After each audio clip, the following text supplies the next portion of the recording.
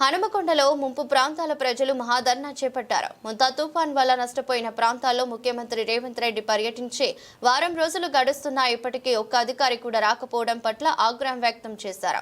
సమయానికి డాక్టర్ గేట్లు తెరిచి ఉంటే ఇంత నష్టం జరిగేది కాదని, వడ్డేపల్లి చెరువు నాలాకు ఇరువైపులా రిటైనింగ్ వాల్ నిర్మించి భవిష్యత్తులో వరదల బారి నుంచి కాపాడాలని డిమాండ్ చేశారు. హనుమకొండలో వరద బాధితుల ఆందోళనపై మరింత సమాచారం మా వరంగల్ ప్రతినిధి హరికృష్ణ అందిస్తారు.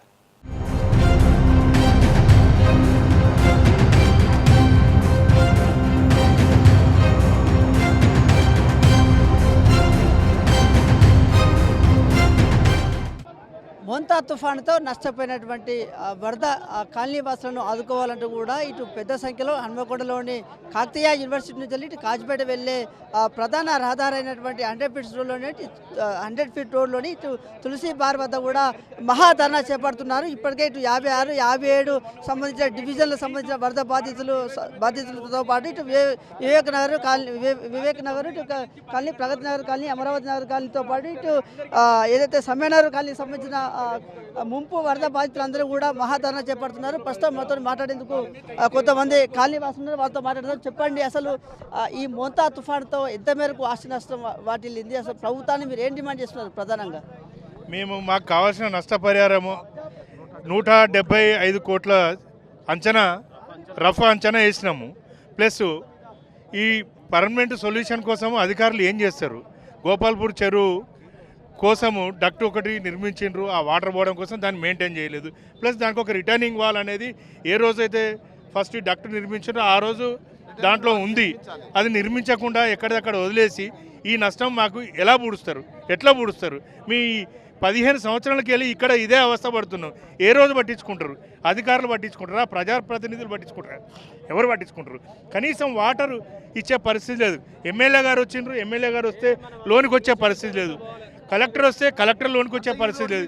సీఎం వస్తే సీఎం వచ్చే పరిస్థితి. ఎవరు మంచినీళ్ళు ఇచ్చేవారు? డ్రోన్లు వాళ్ళు ఫోటోల కోసం ఎగిరేసుకున్నారు.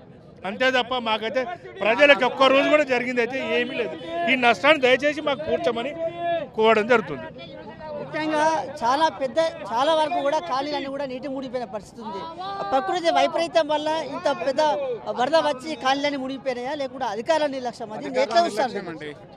పూర్తిగా 100% అధికారుల నిర్లక్ష్యం. నేను ప్రొద్దున 8 గంటలకు మా కార్పొరేటర్కు చెప్పానండి, డక్ట్ గేట్స్ ఓపెన్ చేయలేదు, ప్లీజ్ మీరన్నా ముందుపడి ఓపెన్ చేయించండి అంటే ఆయన కూడా నాకు తప్పుడు సమాచారం ఇచ్చాడు. గేట్లు ఆల్రెడీ ఓపెన్ చేసినామని రాంగ్ ఇన్ఫర్మేషన్ ఇచ్చాడు. మేము గుడ్డిగా నమ్మాము. తర్వాత మళ్ళీ మా వాళ్ళు అతి సాహసం మీద అక్కడికి వెళ్ళేసరికి గేట్లు తీయలేదు. 2 గంటలకు సింగిల్ గేట్ తీశారు. రాత్రి 10 గంటలకు గేట్లు తీసిన తర్వాత గప్పుడు మాత్రమే నీళ్లు పోయినాయి. అప్పటి వరకు ముంపుకు గురయ్యాము. కార్లు పోయినాయి, ఫ్రిడ్జ్లు పోయినాయి. ఇక ఇంట్లో ఉన్నటువంటి ఫర్నిచరు, సోఫా సెట్లు, బెడ్స్, ఎవ్రీథింగ్ ఏ ఒక్కడి కూడా పనికి రాకుండా అయిపోయిందండి. ఈ రోజు వరకు కూడా ఇంకా మేము లోపల ఈ క్లీనింగ్ కార్యక్రమాలు నిర్వహిస్తూనే ఉన్నాము. ఇప్పటి వరకు కూడా ఒక కొలిక్కి రాలేదండి. ఇది అనుభవిస్తే తప్ప ఇది మాటలలో చెప్పే విధంగా లేదు. కాబట్టి దీనికి మాకు శాశ్వత పరిష్కారం కావాలండి. చెరువుకు రిటైనింగ్ వాల్ తప్పనిసరి నిర్మించాలి. అధికారులను సస్పెండ్ చేయాలి. ముంపుకి ఎవరైతే బాధితులో వాళ్ళని సస్పెండ్ చేయాలి.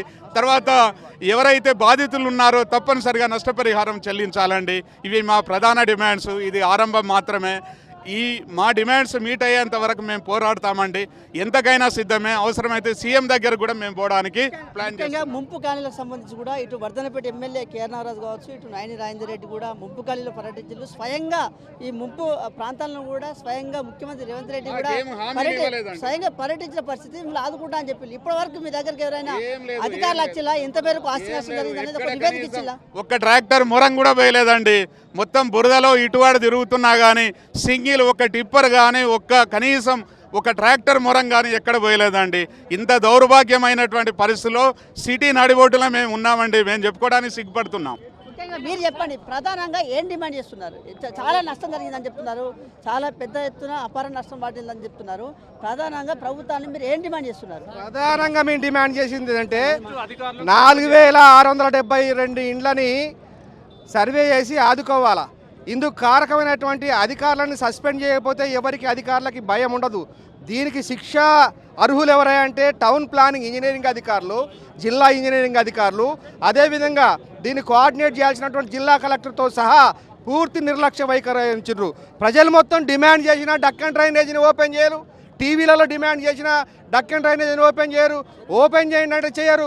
ఎందుకంటే 2.5 సంవత్సరాలు ఎట్లా నిర్మించిండ్రు, దాని డిజైన్ మొత్తం ఈ 16 కాలనీ లోపల పెద్దలందరికీ తెలుసు, మా అందరికీ తెలుసు. 2.5 సంవత్సరాలు మేము అడవిలో ఉన్నట్టున్నాం. కాబట్టి అధికారుల నిర్లక్ష్య వైఖరి చాలా ఉంది. అందుకోసమే ముఖ్యమంత్రి గారు స్పందించాలా.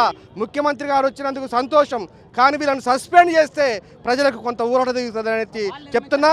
సమ్మయ్య నగర్ కాలనీ వాసిని, నా పేరు చుక్కయ్య. మా ఇంటి నిండి మొత్తం మునిగిపోయినటువంటి పరిస్థితి ఉంది. మా ఇంటి మీద నుంచే వరద పోయింది. ఇప్పటికి 25 ఏళ్ల నుంచి ఉంటున్నా, ఏనాడు కూడా రానటువంటి వరద వచ్చింది. ఆ బాధ నుంచి నేను ఈరోజు తెలియజేస్తున్నటువంటి సందర్భంగా మనవి.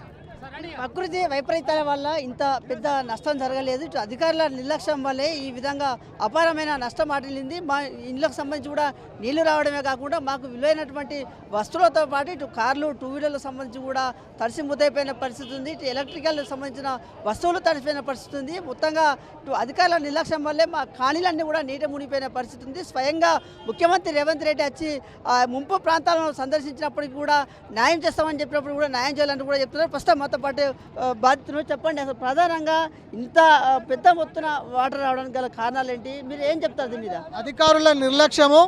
అది ముందు రెడ్ అలర్ట్ వచ్చినప్పటికీ దాని జాగ్రత్తలు తీసుకోకపోవడం వల్ల ఒక దిక్కు కూలినప్పుడు దాని ముందు జాగ్రత్త తీసుకుంటే మేజర్ నష్టం జరగకపోవు. తర్వాత అక్కడ రిటైనింగ్ ఇక్కడ డక్టుకు అడ్డంగా ఉన్న గేట్లను ఎత్తుకుపోవడం, ఇది పెద్ద నష్టం జరిగింది. ఎంత మొత్తుకున్నా కూడా వాళ్ళు గేట్లు తీయకపోవడం వల్ల దాదాపు 200-250 ఇండ్లు నడుమునోతు నీళ్ళల్లో మునిగిపోయి లక్షల నష్టం జరిగింది.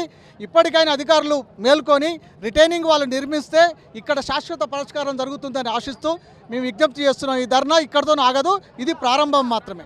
ఇప్పటికైనా అధికారులు రిటైల్ వాళ్ళు దట్టుకు సంబంధించిన రిటైల్ వాళ్ళు తొందరగా ఏదైతే నిర్మాణం చేపట్టాలి, ఇటు ఊర చెరువు సంబంధించి కూడా మరమ్మతులు చేపట్టాలి. ఏదైతే కాలనీకి సంబంధించి కూడా ఏవైతే ముంపు ప్రాంతాలలో నీట మునిగిపోయిన బాధితులందరికీ కూడా ప్రభుత్వం నష్టపరిహారం కట్టించేంత వరకు కూడా ఈ మహాధరణ కార్యక్రమం జరుగుతూనే ఉంటుందంటూ కూడా ఇటు ముంపు ప్రాంతాలకు సంబంధించిన కాలనీవాసులు అయితే ఆవేదన వ్యక్తం చేస్తున్న పరిస్థితి అయితే హన్మకొండలో ఉంది. Video journalist Sudheer Krishna, A6 news, Warangal.